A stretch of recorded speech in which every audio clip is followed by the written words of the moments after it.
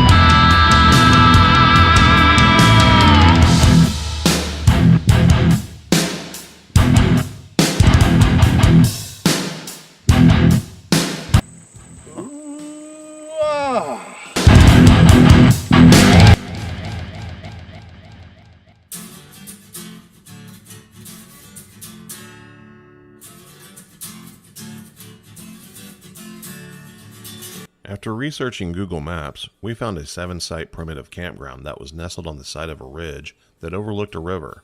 The campground was at the end of a gravel road with no paved roads for miles around. This was the first thing that caught my eye.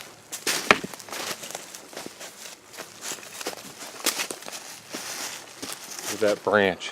Oh, yeah.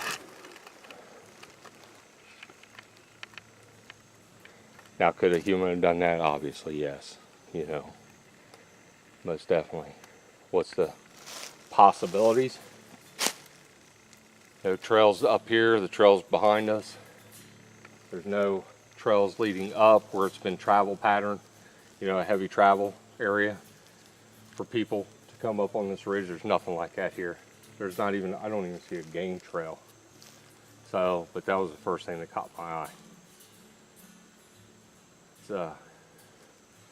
That right there is a nice marker, a really nice marker. The 4 researchers broke up into 2-man teams to cover more ground. Cheryl and Larry hiked down the trailhead closer to the river, while Eric and Mark stayed midway up the ridge near the campsites on a hiking trail. Eric and Mark only moved a couple of yards back down the trail and bam, there it was, a tree break. Eric lines up the tree break and marker and hikes up the ridge, finding more tree breaks.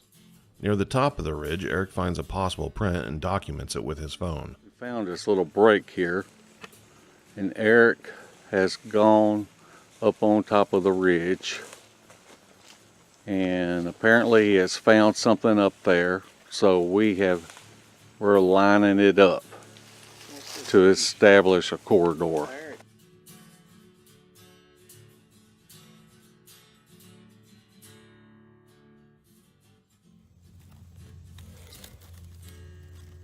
Big toe, middle toe. Can't find, but there's a toe here. That's a little toe. Here's the hill.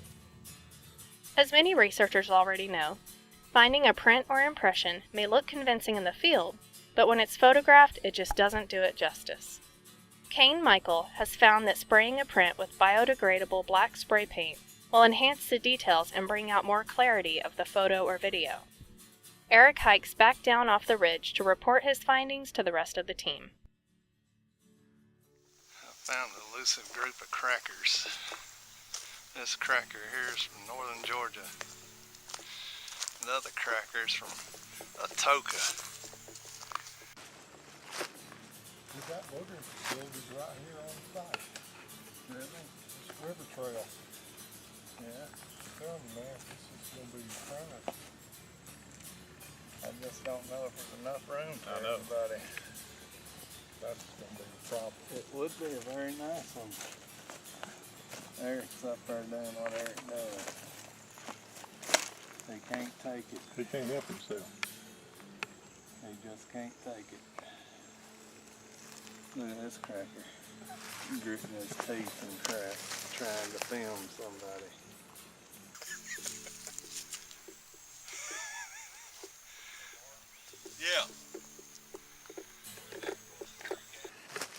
Can you see my stick? Yeah. You see Eric's trying to establish a travel pattern by finding a break. He went up on the hill and found some other type of sign. He's trying to line them up. I'll let you look at this. So we've got four breaks. This one, the twist, one halfway up, one at the very top. So, and they're right in line with each other. It's an obvious impression in the ground, and it's right in line with the 4 breaks. So, but with the twist is the one that I really look at.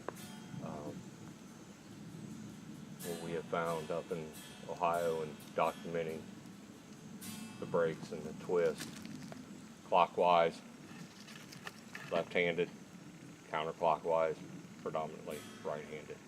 So look at the twist, which way it's spinning will give you its dominant hand of which way it's breaking the branch when it grabs a hold of it. The twist break was an interesting find. Eric is a little over 6 foot tall, and with him standing level with the sapling, it really gives you a good idea of the height of the twist. Mark used his 5-foot hiking stick with a cam corner mounted on top of it to capture a little more detail of the twist.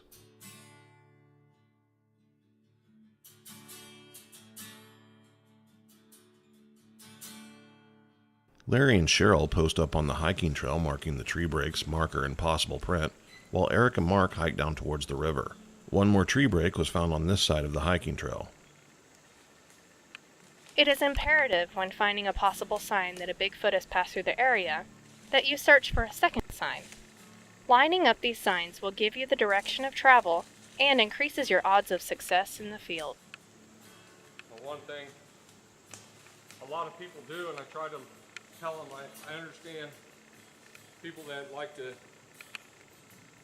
squatch and believe in them and want to get out, and because of physical reasons they can't, and they walk the trails, and I get that. You can't go trudging up through heavy terrain, but for the ones that can, you'll see that they're still just on a trail, and they'll come up to that break and they'll record it, and then that's it.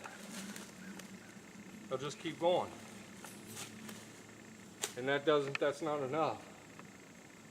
You have to look at that break, and you gotta trudge up. You gotta follow. You gotta keep going. You gotta go up from that break and hit that ridge and see what that ridge produces. I found the first break, I found the second one, found the third one halfway up, and I found one on top. So I turned around from the trail and I came back this way. I found one that lines up on this side to the ones going up the ridge, and then it leads to a washout which drops down to the creek side, or to the river side. So that's when I say diligence, that's what I mean about diligence. You know, don't just walk up on a snap and go, oh look, Bigfoot, and keep going. That doesn't cut it, man. That doesn't get it. You know, we need more. We need more. You know, you got to do your diligence. You got to find out, you know, why is that break there, and trudge into, you know, into the woods and off the trail. See if it holds water to what you believe it is or what you think it is.